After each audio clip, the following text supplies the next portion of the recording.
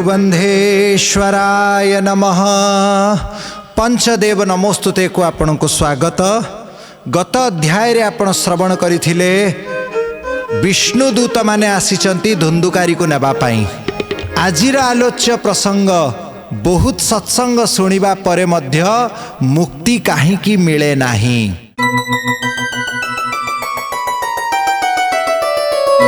महापापी धुंदुकारी भागवत कथा सुनिले 7 दिन। तांको सांगरे अनेक लोक हरि कथा सुनिचंती, भागवत कथा सुनिचंती। से गाँव रे बुढ़ा बुढ़ी अंध मूक जो माने भिन्नक्षम से माने भी सुनिचंती। से स्थान रे थिबा साधु संत माने मध्य सुनिचंती, ब्राह्मण माने सुनिचंती, गृहस्थ माने सुनिचंती, क्षत्रिय वैश्य शूद्र समस्ते सुनिचंती। से स्थान रे थिबा गाई गोरु पिंपुड़ी चढ़ई माने मध्य सुनिचंती। किंतु केवल गोटे विमान आसिला, केवल धुंदुकारी ही मुक्ति पाइचंती, आउ केही मुक्ति पाइले नाही। ए घटना देखिकी गोकर्ण जी मनरे संदेह आसीची। सबुठु अधिक पापी धुंदुकारी मुक्ति पाइला, किंतु जो माने टिके निर्मल श्रोता अछंती, जो मानक जीवन रे से माने पाप करि नांती, से माने भी सुनिले, किंतु तांको पई विमान काहे कि आसिला नाही। ए समय रे हरिदास माने अर्थात नंद सुनंद आदि पार्षद माने गोकर्ण जी प्रश्नर उत्तर देइचंती। हरिदासा ऊचुहु आदृढ़ं च हतं ज्ञानं प्रमादेन हतं श्रुतं संदिग्धो हि हतो मंत्रो व्यग्रचित्तो हतो जपः। हे गोकर्ण जी, श्रवणर जेमिति जहार भेद से अनुसारे फल रे मध्य भेद प्राप्ति होइछि। समस्ते समान भाव रे सुनी नांती, समान कथा सुनी चंती, किंतु समान भाव रे सुनी नांती। समस्तंकर समान इच्छा अछि सुनिबार, किंतु समान निष्ठा नहीं। जार अधिक निष्ठा भागवत कथा सुनी कि तांको अधिक फल मिलिबो, जार कम निष्ठा कम फल मिलिबो। जार अधिक रति स्पृहा रहिछि ताकू अधिक फल प्राप्ति हब। तापरे श्रवण करिबा परे भी जार जेते चिंतन मनन रहिला, से सेई अनुसारे फल मध्य पाइला। चिंतन मनन जदि नाही, जेते कथा सुनिले भी तार फल से परि भाव रे प्राप्ति हब नाही। चिंतन मनन दृष्टि रे धुंदुकारी सबुठारु आगरे थिला। 7 दिन पर्यंत धुंदुकारी गोटे स्थान रे रहिकी स्थिर चित्तरे मनन एवं निदिध्यासन सह आपणकर कथा को श्रवण करिला। ज्ञान समस्तंकर थाए, आमे जे शरीर नाहु आमे आत्मा, ए कथा किए न जानिछि? प्राय समस्ते जानिछंती। ये शरीर दिने ना दिने नष्ट हब, समस्ते जानिछंती, किंतु ए ज्ञान अनुसारे आमर कर्म करूछु कि से कर्म तो आमे करि पारु नाहु। अदृढ़ं च हतं ज्ञानम, जदि दृढ़ता नथिव से ज्ञान भी नष्ट हो जाए। प्रमादेन हतं श्रुतम, प्रमाद जदि करिबा तामाने सुनी की भी अन्य मनस्क हबा। सुनी की जदि आमे स्थिर चित्त नाहु, सुनिबा समय रे तल्लीन हेई नाहु, ताहेले सुनिबा भी व्यर्थ हो जाए। अनेक लोक देखिबे आपण प्रवचन सुनिबा समय रे मोबाइल चलाउ थांती, तांकर समस्त श्रवण ही व्यर्थ हो जाए। जहाँ से शुणुचंती सबू नष्ट हो जाए, किछि तार मन।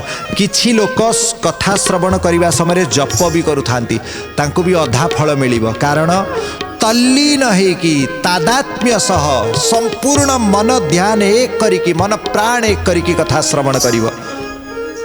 कथा श्रवण ठू श्रेष्ठ भगवान नाम जप नुहे। जो महिमा भगवान कथा श्रवण रे, सेई महिमा भगवान नाम जप रे अछि। नाम जप अधिक, कथा श्रवण कम, किंबा कथा श्रवण अधिक नाम जप कम, ता नुहे। दीटा जाक श्रवण कीर्तन स्मरण, ये तीनिटा भक्तिर मुख्यांग। तीनिटा ही इड़ा पिंगला सुषुम्ना नाड़ी भक्ति देवींकर श्रवण कीर्तन एवं स्मरण।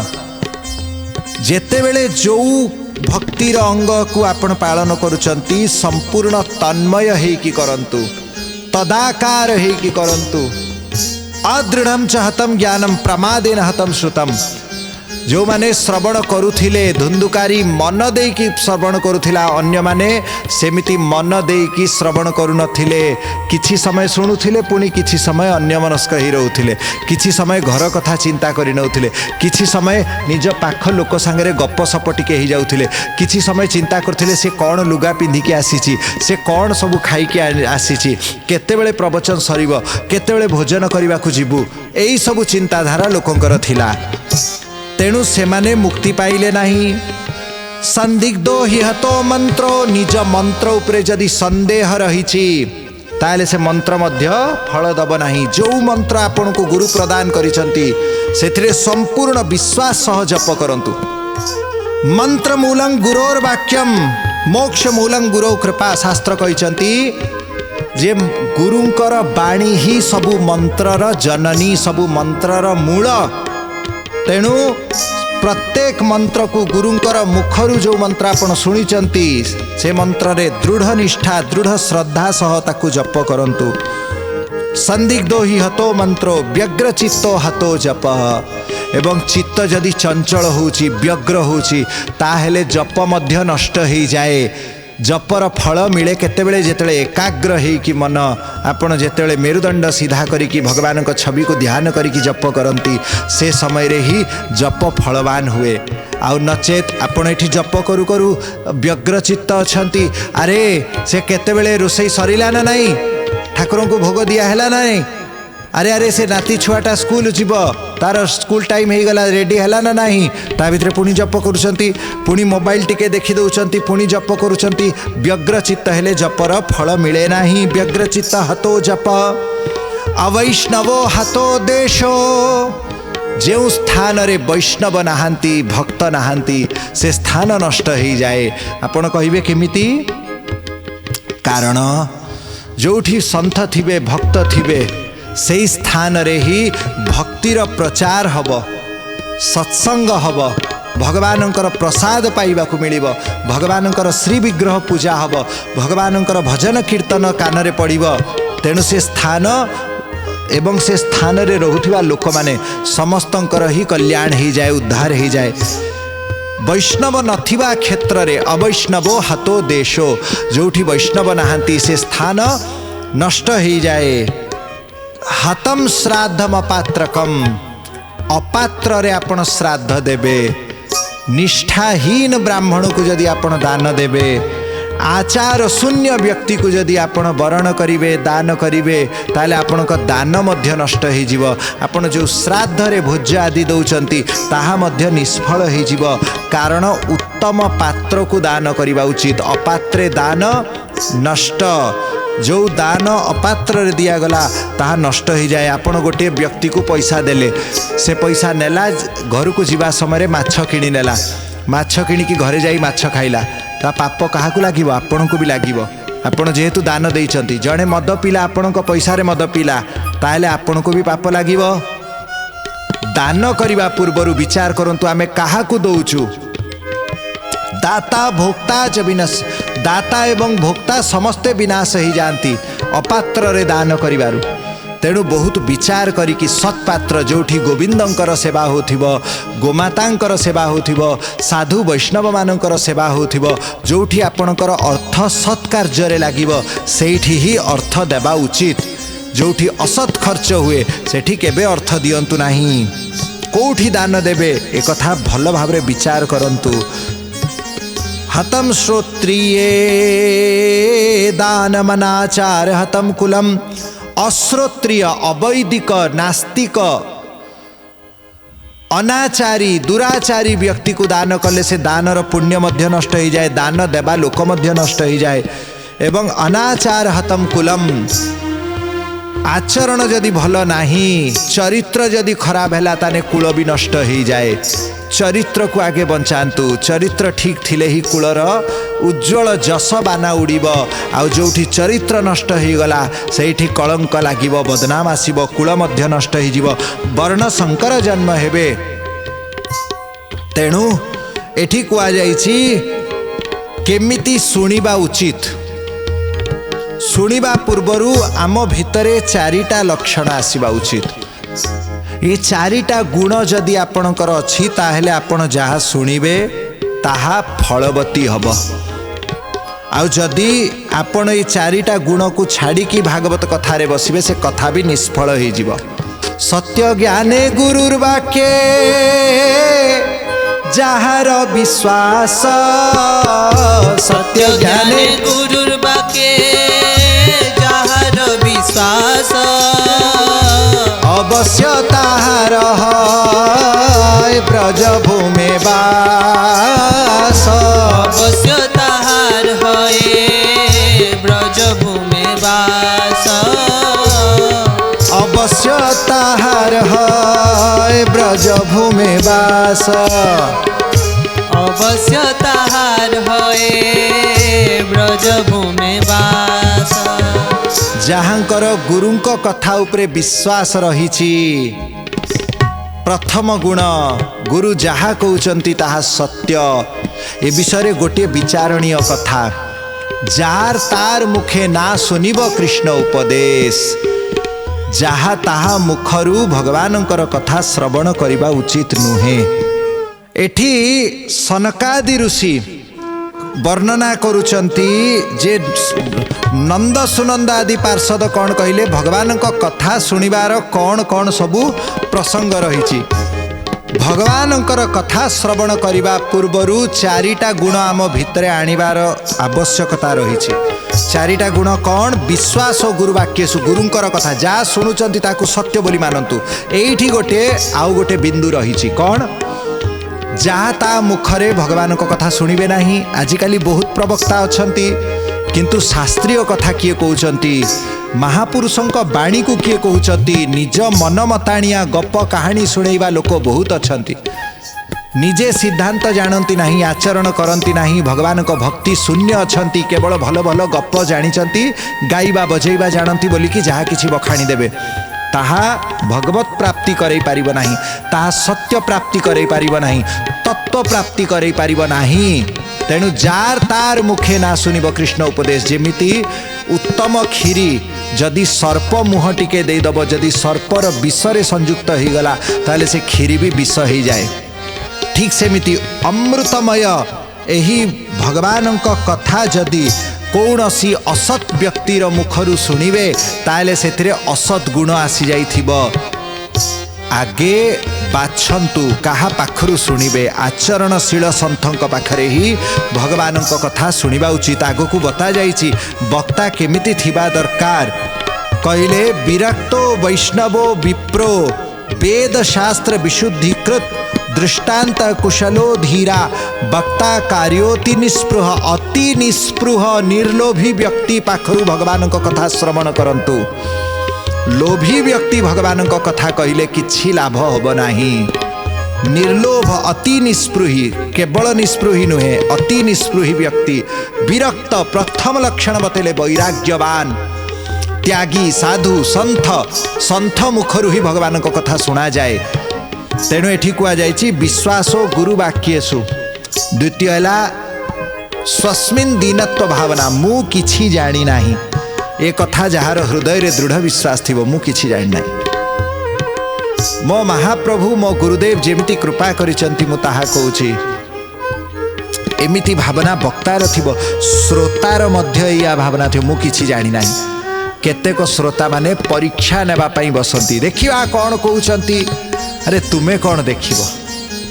तुमे जदि पूर्वरु ही भर्ती रहीच ताहेले तुम पात्र टिके फाका नथिले गुरुंकर ज्ञान रहिबो कोठी? जदि गोटे कलश आपण नेइकी जिबे क्षीर आनिबा पई, से कलश पूर्वरु ही भर्ती रहीछि। से जोउथिरे भर्ती हेइ थाउ, क्षीर हेइ थाउ अथवा मैला हेइ थाउ, भर्ती अछि। ता दिहरे आपण आउ क्षीर पकेले कोन रहिबो? से सब बाहर उछिली जिवो। ठीक सेमिति जार हृदय खाली नाही, जार गर्व गौरव भर्ती रही, से भगवान को कथा शुणिले भी किछि पाइब नाही, किछि पाइब नाही।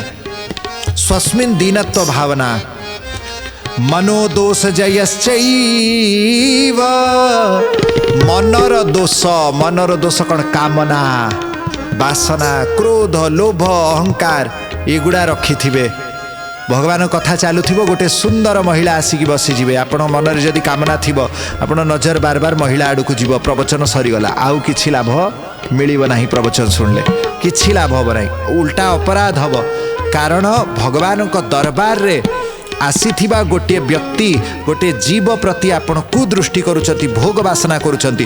ପ୍ରଭୁଙ୍କ ପାଇଁ ପ୍ରସ୍ତୁତ ହେଇଥିବା ରସଗୋଲାକୁ ଯଦି କେହି ଲୋଭ କରିଦିଅନ୍ତି, ସେ ପାପ କରନ୍ତି। ଠିକ୍ ସେମିତି ପ୍ରଭୁଙ୍କ ଦରବାରରେ ଆସିଥିବା କୌଣସି ଜୀବାତ୍ମା ସେ ଭଗବାନଙ୍କ ଭକ୍ତି ପାଇଁ ଆସିଛି, ଆମେ ତାକୁ ଭୋଗ ବୁଦ୍ଧି କରିବା ମହାପାପ। କୁଦୃଷ୍ଟି, ଖରାପ ପରିବେଶ, ମଠ ମନ୍ଦିର ସତ୍ସଙ୍ଗ କଥାରେ କରିବା ଉଚିତ ନୁହେଁ। ତେଣୁ ମନୋଦୋଷ ଜୟଶ୍ଚୈବ, ଭଗବାନଙ୍କ କଥା ଶୁଣିବାକୁ ବସିବ, ମନକୁ ଆଗେ ସଂଯମ କରି ବସିବ। କଥାୟାମ୍ ନିଶ୍ଚଲାମତି, ଭଗବାନଙ୍କ କଥାରେ ନିଶ୍ଚଳ ମତି ଥିବ। ଚଳାୟମାନ ହେବ ନାହିଁ ମନ। କିଏ ଆଇଲା, କିଏ ଗଲା, କେଉଁଠି ଶବ୍ଦ ହେଲା, କେଉଁଠି କ'ଣ ଗଲା, କାହାର କ'ଣ ହେଲା, କ'ଣ ନହେଲା, ଏସବୁରେ ଯାହାର ଚିନ୍ତନ ଯିବ ନାହିଁ। କଥାୟାମ୍ ନିଶ୍ଚଲାମତି, ସେ ଭଗବାନଙ୍କ କଥାରେ ନିଶ୍ଚଳ ମତି ହେଇଥିବେ। ଏମିତି ଯାହାର ଗୁଣ ଥିବ, ସେ ହିଁ ଭଗବାନଙ୍କର କଥା ଶ୍ରବଣ କରିକି ଉଦ୍ଧାର ପାଇବ। ସପ୍ତରାତ୍ର ମୁପୋଷ୍ୟୈବ ପ୍ରେତେନ ଶ୍ରବଣଂ କୃତଂ, 7 ରାତି ପର୍ଯ୍ୟନ୍ତ ଧୁନ୍ଦୁକାରୀ ପ୍ରେତ ଏକନିଷ୍ଠ ହେଇକି ଭଗବାନଙ୍କ କଥା ଶୁଣିଲା। ଯାହା ଶୁଣିଲା ତାହା ମନରେ ଗୁଣିଲା।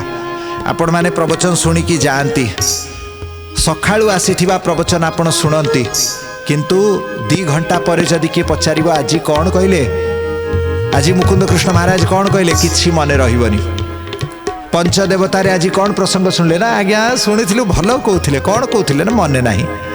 ଏମିତି କଲେ କ'ଣ ଲାଭ ହେବ? କିଛି ନାହିଁ। ମନ ନ କରନ୍ତୁ, ଯାହା ଶୁଣୁଛନ୍ତି ତାକୁ ପୁଣି, ଯେମିତି ଗାଈ ଯାହା ଖାଇଥାଏ ତାକୁ ପୁଣି ଆଣିକି ଚୁବାଏ, ଚର୍ବିତ ଚର୍ବଣ, ଚୁବେଇ ଚୁବେଇ ଚୁବେଇ ଚୁବେଇ ତାର ରସକୁ ସେ ଗ୍ରହଣ କରେ। ଠିକ୍ ସେମିତି ଭଗବାନଙ୍କ କଥା ଯାହା କର୍ଣ୍ଣପୁଟରେ ଶୁଣିଲେ ତାକୁ ପୁଣି ଆଣିକି ମନ୍ଥନ କରନ୍ତୁ। ଯଦି ତାହା ସମ୍ଭବ ନ ହେଉଛି, ନିୟମ କରନ୍ତୁ, ଆମେ ଯାହା ଆଜି ଶୁଣିଲୁ ଆମ ଘର ପାଖରେ ଥିବା କୌଣସି ଗୋଟେ ବ୍ୟକ୍ତିକୁ, ସାଙ୍ଗକୁ, ସାନ ପିଲାକୁ, ଛୁଆକୁ, କାହା ନା କାହାକୁ ସେ କଥା ପୁଣି ଶୁଣେଇବେ। ଆପଣ ଦେଖିବେ, ପ୍ରତିଦିନ ଯଦି ଆପଣ ଶୁଣିଥିବା ବସ୍ତୁ ଶୁଣେଇବା ଆରମ୍ଭ କରିଦେବେ, ଆପଣଙ୍କର ହୃଦୟରେ ସେ ସବୁ କଥା ସ୍ଥିର ହେଇକି ରହିଯିବ। ଶ୍ରବଣ କୀର୍ତ୍ତନ 2ଟା ଭକ୍ତି, ଏବଂ 2ଟା ଭକ୍ତିକୁ ଚଳେଇବା ପାଇଁ ସ୍ମରଣ ନାମକ 3ଟା ଭକ୍ତି। ଶ୍ରବଣ କୀର୍ତ୍ତନ ମନନ, ଏ 3ଟା ଭକ୍ତିର ଅଙ୍ଗ କଳିଯୁଗରେ ସର୍ବଶ୍ରେଷ୍ଠ। ଗୋକର୍ଣ୍ଣଜୀ ମହାରାଜ ଯେତେବେଳେ ଶୁଣିଛନ୍ତି ଭଗବାନଙ୍କ କଥାକୁ ମନ ଦେଇକି ଯେ ଶୁଣେ ସେ ହିଁ ଉଦ୍ଧାର ପାଏ। ତାହେଲେ ସେ ସମସ୍ତ ଗ୍ରାମବାସୀମାନଙ୍କ ପାଖକୁ ଆସିଲେ, ଗ୍ରାମବାସୀମାନଙ୍କୁ କହିଲେ ଆଜି ଗୋଟେ ବଡ଼ ଆଶ୍ଚର୍ଯ୍ୟ ଘଟିଛି, ଆପଣମାନେ ଜାଣିପାରିଲେ ନା ନାହିଁ? ଗ୍ରାମବାସୀମାନେ କହିଲେ ଆଜ୍ଞା ଆମେ ଦେଖିଲୁ, ବଡ଼ ପ୍ରକାଶ ହେଲା। ତାପରେ ଆପଣ କାହା ସାଙ୍ଗରେ ଗୋଟେ କଥା କହୁଥିଲେ, କ'ଣ କହୁଥିଲେ ତ ଆମେ ଶୁଣିଲୁ ନାହିଁ, କିନ୍ତୁ ଆପଣଙ୍କର ଭାବଭଙ୍ଗିମାରେ ଜଣାପଡ଼ିଲା ଆପଣ କଥା କହୁଛନ୍ତି। ତାପରେ ଆହୁରି ଗୋଟେ ପ୍ରକାଶ ଆମେ ଦେଖିପାରିଲୁ ଆକାଶମଣ୍ଡଳରେ, କିନ୍ତୁ ତାର ରହସ୍ୟ କିଛି ବୁଝିପାରିଲୁ ନାହିଁ। ଗୋକର୍ଣ୍ଣ ବୁଝେଇଲେ, ହେ ଗ୍ରାମବାସୀ ବୃନ୍ଦ, ଯେଉଁ ପ୍ରଥମ ପ୍ରକାଶ ଆପଣ ଦେଖିଲେ, ବାସ୍ତବରେ ସେ ଯେଉଁ ବାଉଁଶ ଫାଟିଲା, ବାଉଁଶ ଭିତରେ ହିଁ ରହିଥିଲା ଧୁନ୍ଦୁକାରୀର ପ୍ରେତ, ମହାପାପୀ ଧୁନ୍ଦୁକାରୀ। ସେ ଭଗବାନଙ୍କ ଧାମକୁ ଯିଏ ଯାଇଛି, ଶଙ୍ଖ ଚକ୍ର ଗଦା ପଦ୍ମ ଧାରଣ କରିକି ବୈକୁଣ୍ଠ ଲୋକକୁ ଗମନ କରିଛି। ଗ୍ରାମବାସୀମାନେ ଶୁଣିକି ପରମାଶ୍ଚର୍ଯ୍ୟ ହେଲେ, ବୋଲେ ସିଏ ଉଦ୍ଧାର ପାଇଗଲା, ଆମେ ପାଇଲୁ ନାହିଁ କ'ଣ ପାଇଁ? ଗୋକର୍ଣ୍ଣଜୀ କହିଲେ, ମୋ ମନରେ ତ ସେହି ସମାନ ପ୍ରଶ୍ନ ଆସିଲା। ସମସ୍ତଙ୍କଠୁ ଅଧିକ ପାପୀ ଧୁନ୍ଦୁକାରୀ ସେ ମୁକ୍ତି ପାଇଗଲା, ସମସ୍ତେ କାହିଁକି ମୁକ୍ତି ପାଇଲେ ନାହିଁ?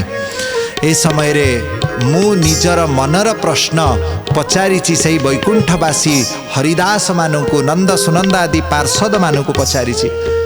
ନନ୍ଦ ସୁନନ୍ଦ ପାର୍ଷଦ କହିଲେ, ଯାହା ପାଖରେ 4ଟା ଗୁଣ ଥିବ, ଗୁରୁଙ୍କର କଥାରେ ବିଶ୍ୱାସ, ନିଜ ହୃଦୟରେ ଅଭିମାନ ଶୂନ୍ୟତା, ଦୈନ୍ୟ ଭାବ, ମନର ସମସ୍ତ ଦୋଷକୁ ଯିଏ ଜୟ କରିଛି, ମନର ରୋଗକୁ, କାମ କ୍ରୋଧକୁ ଯିଏ ସଂଯମ କରିଛି, ଏବଂ କଥାରେ ଯେ ନିଶ୍ଚଳ ମନ ଦେଇଥିବ, ସମ୍ପୂର୍ଣ୍ଣ ସମର୍ପିତ ମନ ଥିବ, ଏମିତି 4ଟା ଗୁଣ ଯାହାର ଥିବ, ସେହି ଭକ୍ତିରେ भागवत कथा श्रवण करिकी मुक्ति पाइजिब।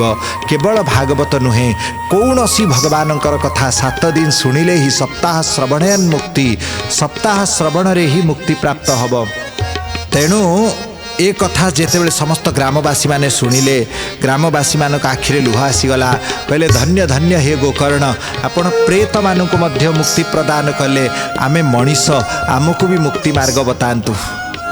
गोकर्ण कहले तुमर जदि सांसारिक किछि कामना, किछि इच्छा, किछि काम बाकी रही जाइछि ताहेले ताकू पूर्ण करि दियो। समस्ते कहले ना, आम सम्मुखरे जे मद्यपान करिकी नाଳରେ पडुथिला सेही धुंदुकारी, आम सम्मुखरे जे बेश्या मानक द्वारा हत्या होइथिबा धुंदुकारी, निज माँ को मारी देइथिबा धुंदुकारी जदि मुक्ति पाई पारे, आम संसार रे आउ अन्य कौन प्रयोजन बाकी रहिबो?